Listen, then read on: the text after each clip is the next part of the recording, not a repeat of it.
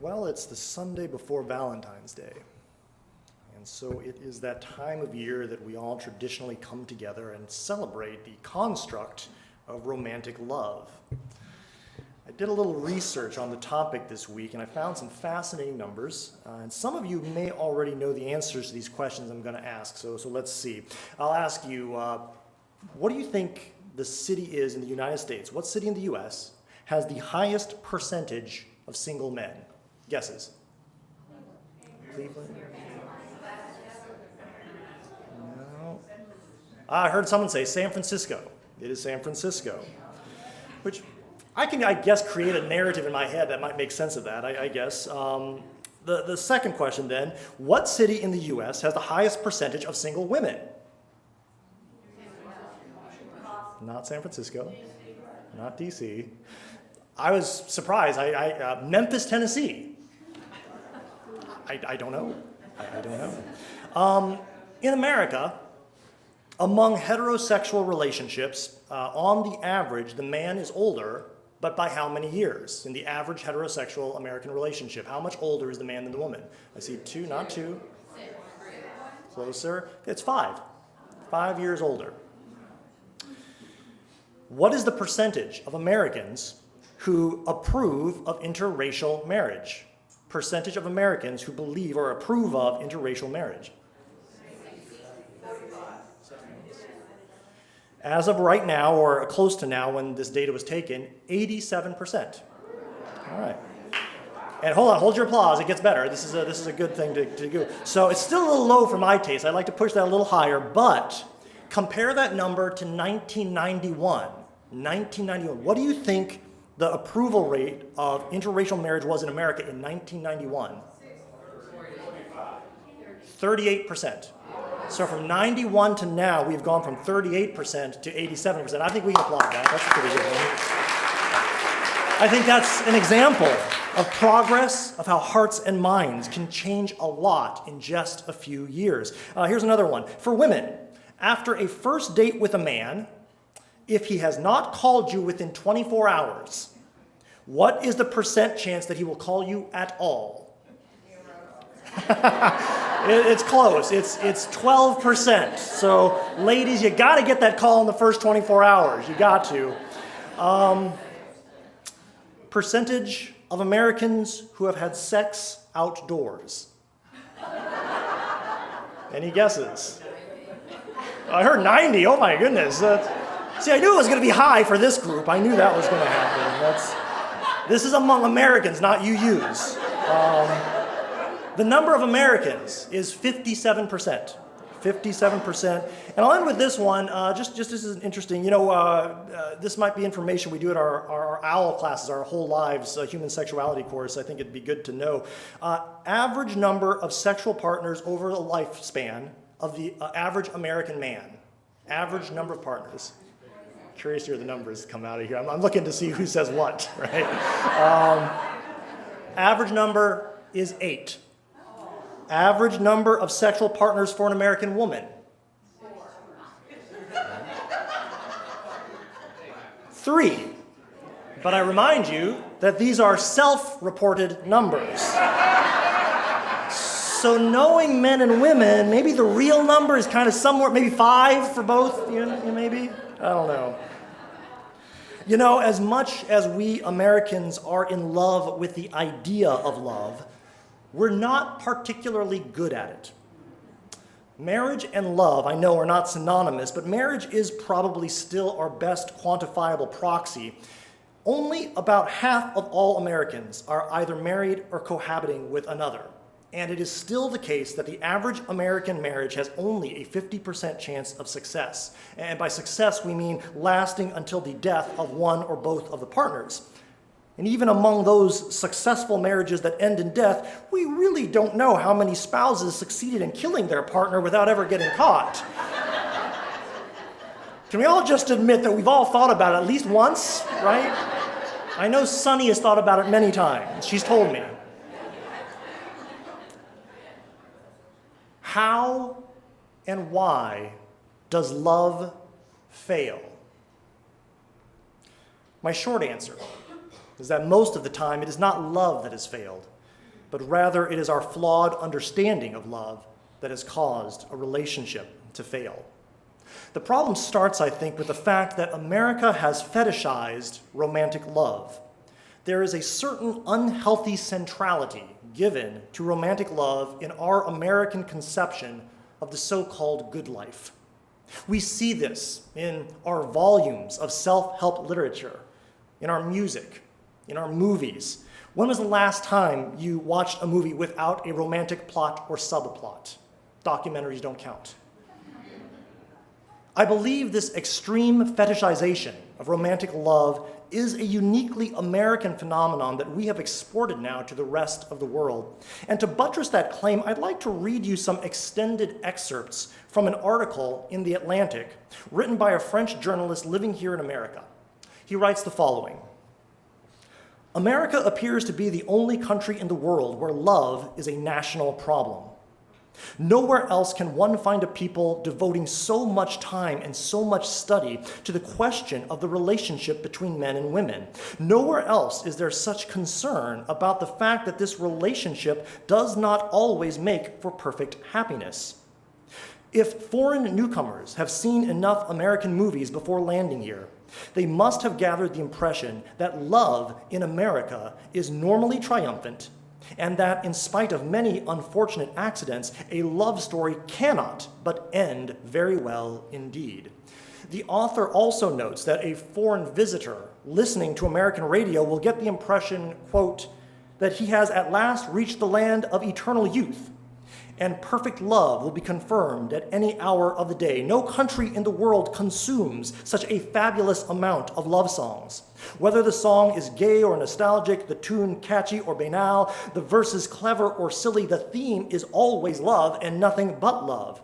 Whenever I go back to France and listen to the radio, I'm always surprised to find that so many songs can be written on other subjects. I have no statistics on hand, but I think a good 75% of the songs one hears on the French radio programs deal with politics.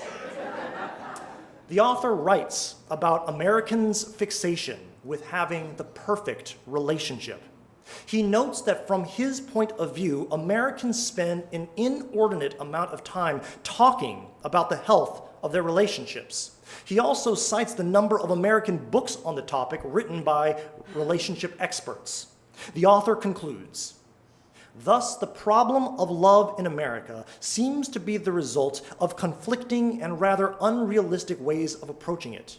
Too many songs, too many stories, too many pictures, and too much romance on the one hand, and too much practical advice on the other. It is as if the experience of being in love could only be one of two things: a superhuman ecstasy, the way of reaching heaven on earth, or a psychopathic condition to be treated by specialists. The title of this article is Love in America. It was written by French journalist Raoul de Russy de Dallas for The Atlantic in 1938. Boy, those Americans 80 years ago had some real issues, didn't they? I'm so glad that we've all evolved past this. Not only does our media, our 2017 media, make us believe that romantic love should be at the center of each of our lives, that life is not complete without a romantic relationship, our media also distorts our perceptions and expectations of that love. For example, our movies and music almost exclusively portray new love, love in formation, love in bloom. Rarely do we see lauded, mature love, an older, more experienced, scarred, and battle-tested love. Love already blossomed and perhaps beginning to wilt around the edges. Such a mature love, when it does happen to appear in movies and TV, is usually there only as a plot device or for comedic effect. And granted, mature love, as many of us know, is a fertile field for jokes.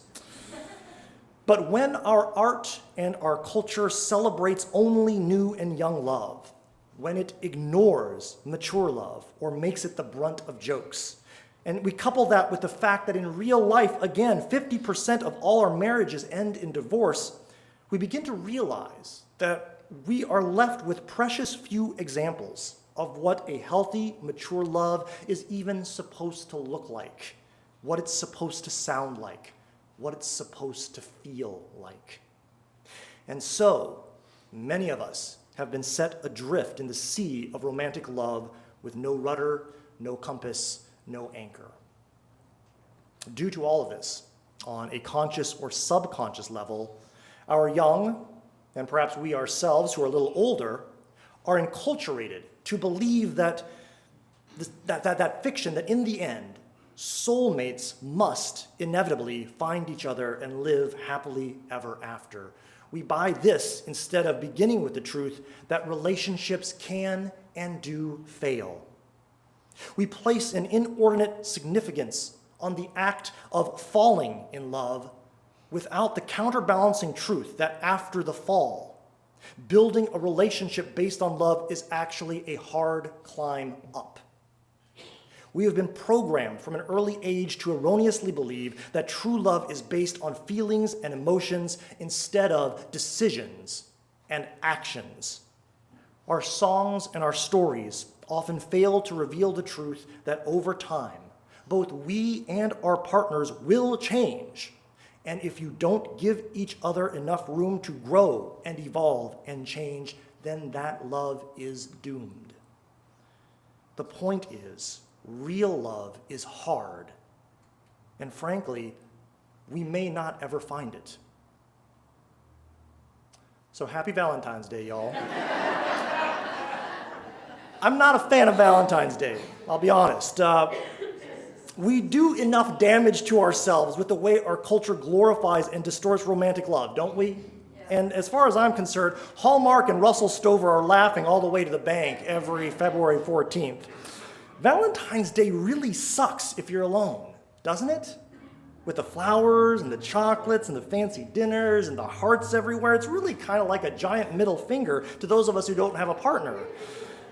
Now, since our church prides itself on its inclusivity, I don't feel compelled to alienate perhaps a good portion of our congregation by lauding and further celebrating romantic love any more than will already be happening this week. So instead of celebrating romantic love this morning, I am going to focus instead on something I think is a little more universal, something we have all experienced in some form or another. So this right now is your official trigger warning. I'm about to take us all to some dark and painful places in our respective pasts. And if you have never reconciled yourself to a rejection that you have endured, you are free to step away at this time. But for the rest of us, I invite each of us to take a moment and think about that one time. You know what time I'm thinking about. The time she looked at you and said, I only like you as a friend. The time you waited by the phone for his call, for the call that never came. The time she said, I don't love you anymore. The time he, by his actions, said, I don't love you anymore. That time someone told you that you weren't good enough. There may be no greater pain in this world than the pain of rejection. Not being enough for someone else, someone that you admire, respect, or love.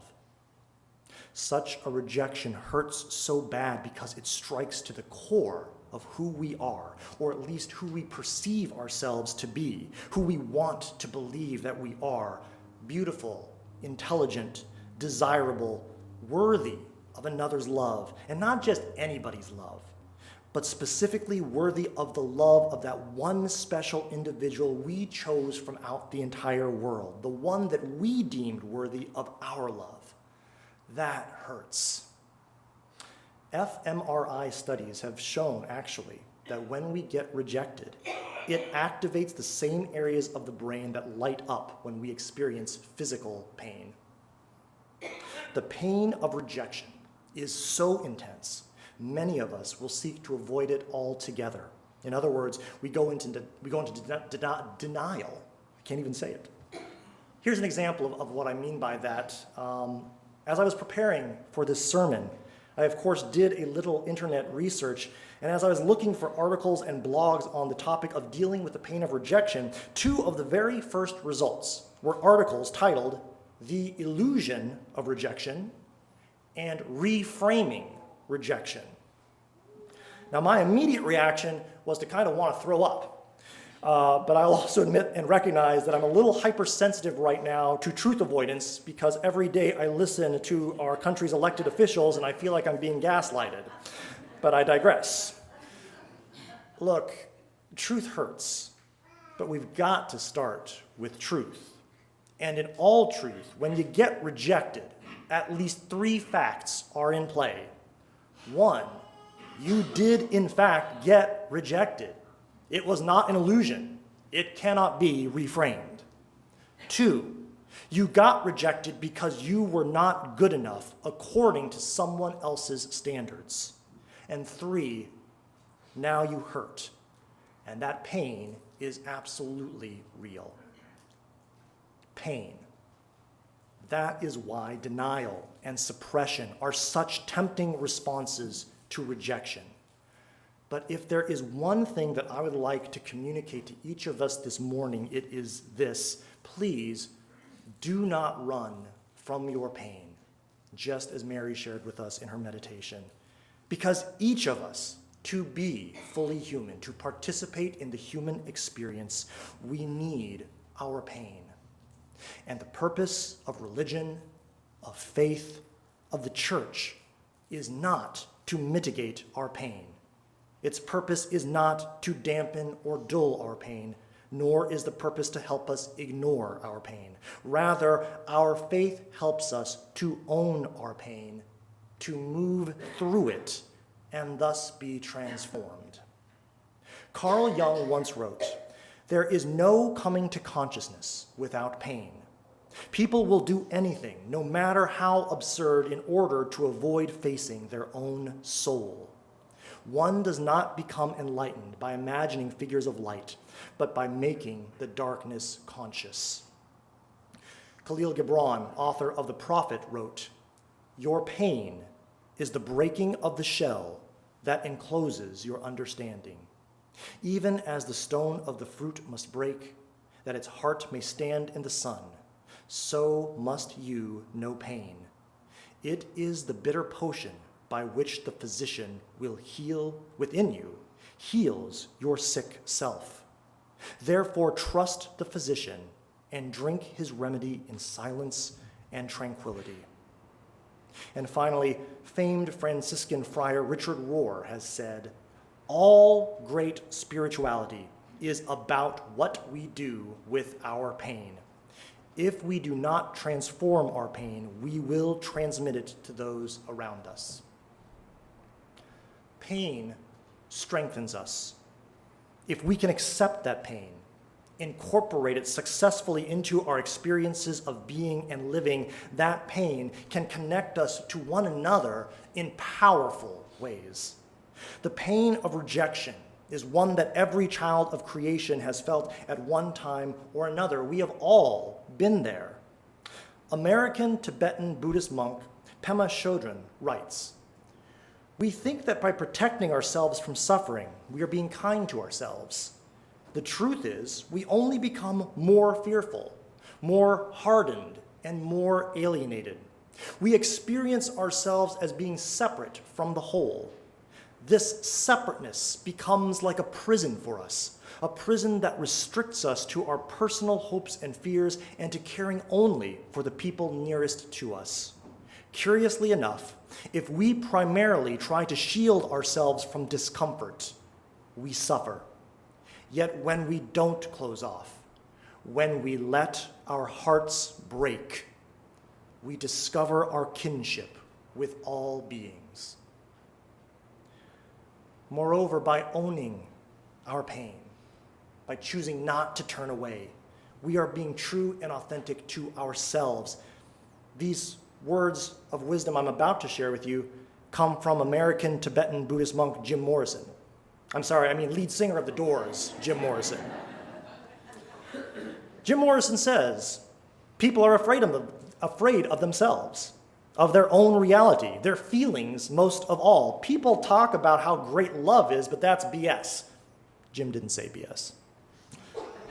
Love hurts. Feelings are disturbing. People are taught that pain is evil and dangerous. But how can they deal with love if they're afraid to feel? Pain is meant to wake us up. People try to hide their pain, but they're wrong. Pain is just something to carry. You feel your strength in the experience of pain. It's all in how you carry it. That's what matters. Pain is a feeling, and your feelings are a part of you, your own reality. If you feel ashamed of them and hide them, you're letting society destroy your reality. You should stand up for your right to feel your pain. That stuck with me. You should stand up for your right to feel your pain.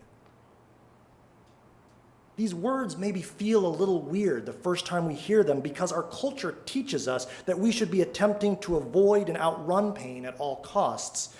But I would posit that our fear of pain and discomfort may be the primary reason that the spiritual life of America, the soul of America, is so woefully underdeveloped. The pain of rejection offers each of us a potentially transformative moment. It is an opportunity to do some deep reflection. It can be the catalyst to a process of becoming something more than we already are. Or it could also be the opportunity to double down, to learn to love and embrace ourselves for exactly who we already are, in spite of what somebody else thinks. Abraham Maslow said that the most self-actualized individuals see themselves and their worth as independent of the good opinion of other people. So this morning, I just want to leave you with these thoughts to remember. Remember that you have an inherent worth and dignity, a value that is not dependent upon the opinions of others. Like a fractured bone that heals stronger than it was before the break, remember that your brokenness makes you strong. Like a Japanese bowl laced with gold mortar in its cracks, remember that your scars make you beautiful. And like all those who before us who have ever suffered the sting of rejection, remember that it is your pain that makes you real. Blessed be.